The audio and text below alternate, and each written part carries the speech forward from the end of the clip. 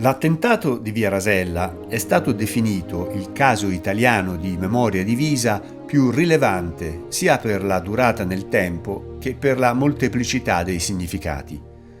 Uno degli emblemi più evidenti della discordia che c'è nel paese in materia di memoria storica.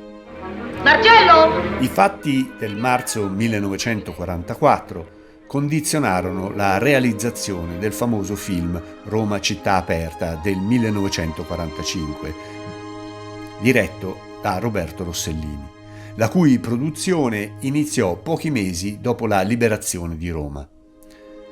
A causa della loro forte carica divisiva, l'attentato di Via Rasella e l'eccidio delle Fosse Ardeatine non furono ricostruiti e nemmeno menzionati nella pellicola. Se da una parte sono scontate le critiche della destra nei confronti dei gappisti, che li addita come responsabili della prevedibile rappresaglia nazista, meno ovvie sono quelle che negli anni sono emerse da fonti antifasciste. Ed è principalmente su queste critiche che ci soffermeremo. Fra i molteplici fatti discussi c'è anche quello della reale identità del Polizeiregiment Bozen. Era o non era un reparto delle SS? La risposta è no.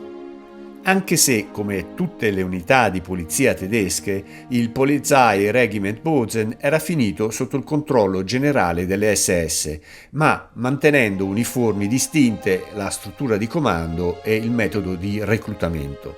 Inoltre, gli uomini del Bozen erano soldati di leva, mentre nelle SS erano tutti volontari. Il reparto fu spesso identificato erroneamente come un distaccamento di volontari delle Waffen-SS.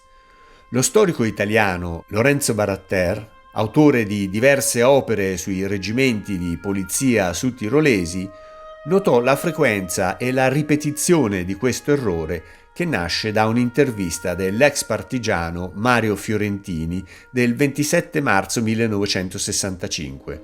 In cui egli afferma che gli uomini del battaglione indossavano i contrassegni delle SS sulle loro uniformi, mentre, come parte dell'Ordnungspolizei, tutti i militari del reggimento indossavano uniformi e insegne verdi standard della polizia tedesca.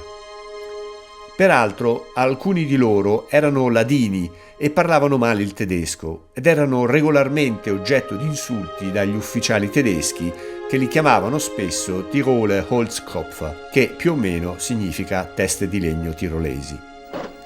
Un altro aspetto su cui c'è disaccordo è se fossero armati o meno. Le armi le avevano e, come dichiarò in un'intervista uno dei sopravvissuti, avevano anche bombe a mano.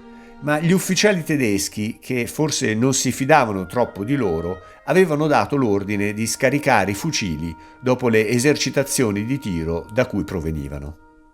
E infine, altro punto controverso, ci furono o no vittime italiane oltre ai militi del Bozen? E chi erano? L'agenzia Stefani, il 26 marzo, riportò in tutto 7 morti italiani, indicandoli come quasi tutti donne e bambini. Dagli studi successivi è emerso che gli italiani uccisi furono 6, di cui 2 morirono a causa dell'esplosione. Antonio Chiaretti, di 48 anni, dipendente della Teti e partigiano di bandiera rossa, che fonti della Resistenza avevano prima indicato come caduto in combattimento e poi rimosso da qualsiasi documento della Resistenza. E poi c'è Piero Zuccheretti, di 12 anni.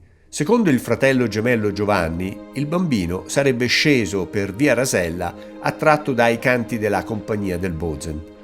Tutti i gappisti hanno sempre dichiarato di non aver visto il bambino. La morte di Zuccheretti è sempre stata occultata, così come fu sempre negata l'autenticità della foto del suo corpo sul selciato. Foto che non posso pubblicare qui per via della politica sempre più restrittiva applicata da YouTube. Le altre 4 persone furono uccise dai colpi esplosi dai soldati del Bozen che non erano in grado di distinguere i passanti dagli altri gappisti venuti allo scoperto per finire i militi a colpi di mitra e bombe a mano. Le famiglie di queste vittime, insieme ad alcune delle famiglie delle vittime delle Fosse Ardeatine, nel 1949 intrapresero un'azione civile per danni contro i partigiani. Il processo terminò nel 1957, allorché la Corte di Cassazione riconobbe l'attentato come legittima azione di guerra ed escluse pertanto la responsabilità civile dei partigiani, contraddicendo così la sentenza del processo Kappler, che, pur avendolo condannato all'ergastolo, aveva definito l'attentato di Via Rasella un atto illegittimo di guerra. Alla fine degli anni 70, nell'area della sinistra libertaria e non violenta, si discusse dell'influenza culturale esercitata dalle azioni gappiste sui gruppi terroristici di sinistra attivi durante gli anni di piombo. Il politico radicale Marco Pannella ed il filosofo Norberto Bobbio accostarono in vario modo il terrorismo gappista a quello dei gruppi eversivi di quegli anni. Nonostante il Partito Comunista avesse decisamente negato ogni affinità tra i due fenomeni e tra i due rispettivi contesti storici, furono gli stessi terroristi di matrice comunista a dichiarare apertamente di essersi ispirati alle azioni dei GAP. La Civiltà Cattolica, rivista dei Gesuiti, contestò l'attribuzione ai gappisti di Via Rasella della qualifica di eroi. Avendo Amendola scritto che l'azione gappista a Via Rasella era stata eseguita in sostituzione di un attacco contro un corteo fascista annullato, i critici obiettarono, secondo le parole della Civiltà Cattolica, che i tedeschi furono ammazzati per combinazione, solo perché mancò ai comunisti l'occasione propizia per ammazzare gli italiani. La rivista dei Gesuiti continuò proponendo argomenti sempre ricorrenti nella polemica su Via Rasella, quali l'accusa della mancata presentazione, unita al confronto tra la condotta dei gappisti e quella del carabiniere Salvo d'Acquisto. Eroi quindi, conclude Civiltà Cattolica, fino a che il pericolo era qualcosa di indistinto, tornati uomini normali e prudenti non appena la possibilità della morte apparve cosa certa e immediata.